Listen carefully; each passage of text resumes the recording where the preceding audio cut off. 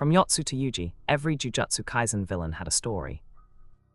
In this video, we'll dive into the deaths of every major Jujutsu Kaisen antagonist, exploring their motivations and the final battles that sealed their fates.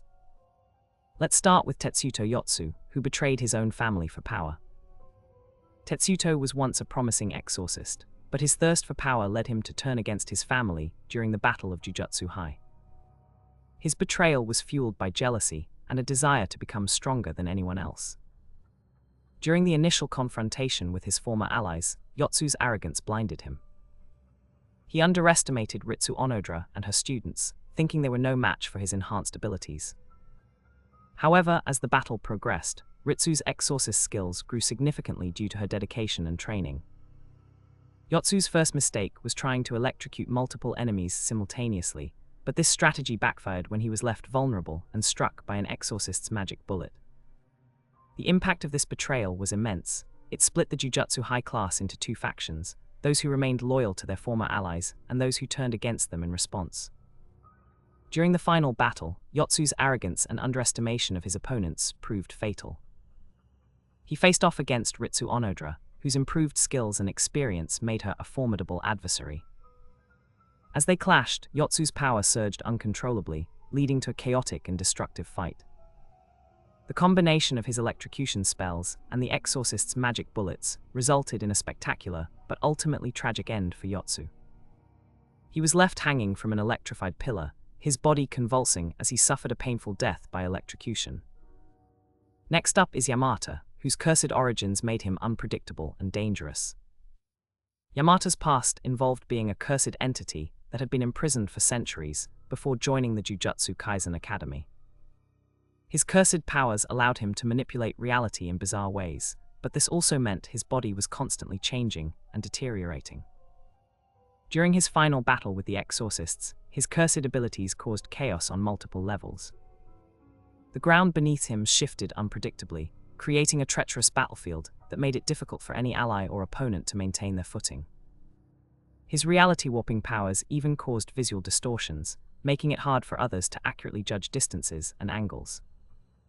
Yamata's cursed nature also meant his body was in a constant state of flux. During the intense battle against the exorcists, his form shifted and transformed unpredictably, making him an incredibly difficult target to hit with precision. His powers caused the environment around him to become unstable, creating waves of darkness that absorbed any incoming attacks before releasing them back at the attackers. This made the fight particularly intense and dangerous for all involved. The chaos caused by Yamata's cursed abilities was so severe that it left a lasting impact on everyone who witnessed the battle. Retsu Onodera is another character whose death was both ironic and tragic. Retsu was known for her self-sacrificing nature, always putting others before herself. However, in a cruel twist of fate, she died as a result of an attack orchestrated by Shiki Gojou himself. During the climactic battle against Yuji, Retsu's ultimate sacrifice to save her students led her into a trap set specifically for her. As she fought valiantly, Shiki used his cursed power Kajero to lure Retsu closer and deliver the fatal blow. The explosion caused by Jujutsu bullets from Retsu's own exorcist allies sealed her fate. Retsu's death was a poignant reminder of how even the most selfless can fall victim to betrayal. Her sacrifice for her students had made her a symbol of hope, but in this final moment, she became a tragic casualty of Shiki's twisted plans. The irony of it all is that Retsu's selflessness had prepared her for such sacrifices, which only made her death more heartbreaking. The battle raged on after Retsu's fall, with her allies continuing to fight against the odds in memory of their fallen comrade. Yuji Itadori's dark past finally caught up with him during the final battle against Yuji. Yuji, despite his initial struggles and hardships, managed to find inner strength through his close bond with Retsu Onodera and her students. However, his cursed power, Kechai, began to take a toll on his body as he faced stronger enemies. During the climactic battle, his curse manifested in increasingly painful ways, causing him to disintegrate into a pile of bloodied remains as Yuasha's powerful attacks overpowered his defenses. Yuji's journey through Jujutsu High was marked by numerous challenges and setbacks. His cursed power, Kechai, had been dormant until Retsu discovered it during their first meeting. As they trained together, Gasai and her students sought to exploit this power for their own gain. Yuji initially saw himself as a means to an end, but eventually found purpose in his struggle against evil. The final battle against Yuasha was the culmination of all these experiences, and it took its toll on him. His curse caused his body to wither and decay, leading to a slow and painful death that left a lasting impact on everyone who witnessed it. Shiki Gojou made the ultimate sacrifice to save his friends and loved ones during the final battle against Yuasha. Shiki's cursed power, Kajero, allowed him to manipulate shadows and darkness to devastating effect. However, this curse also consumed him over time, leading to a slow decline in his health. During the climactic battle, Shiki used all his remaining strength to defeat Yuasha, but ultimately succumbed to his own curse during the intense fight. His final moments were marked by an intense struggle as he fought against the corruption of his cursed powers, resulting in his tragic death. Shiki's journey was a complex and dark one. He had initially joined Jujutsu Kaisen Academy with noble intentions, but gradually became corrupted by power.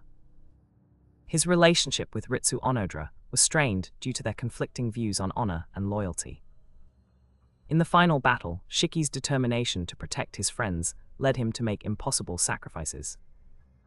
As he faced Yuasha, his cursed powers began to overwhelm him, causing his body to disintegrate into a pile of ash as his spirit faded away. Lastly, Kara Eikichi's shocking betrayal of Jujutsu Academy destroyed her chances for redemption and brought about her downfall. Kara had a tumultuous past, having been involved in various dark deeds before joining the academy. Her betrayal was driven by a mix of personal vendettas and the desire to rise through the ranks at any cost. During the final battle, Kara's actions were so shocking that they stunned everyone present, including her closest friends. Kara's journey through Jujutsu High was marked by a deep-seated resentment towards Gasai and her students. She had been wronged in the past and sought to take revenge. Her betrayal during the final battle caught everyone off guard. She turned on her former allies with ruthless efficiency, using her cursed power to devastating effect. The dramatic scene left a lasting impact on all who witnessed it, highlighting the devastating consequences of betrayal. That concludes our look at every major Jujutsu Kaisen villain and their deaths. Each had their own unique story, motivations, and tragic ends.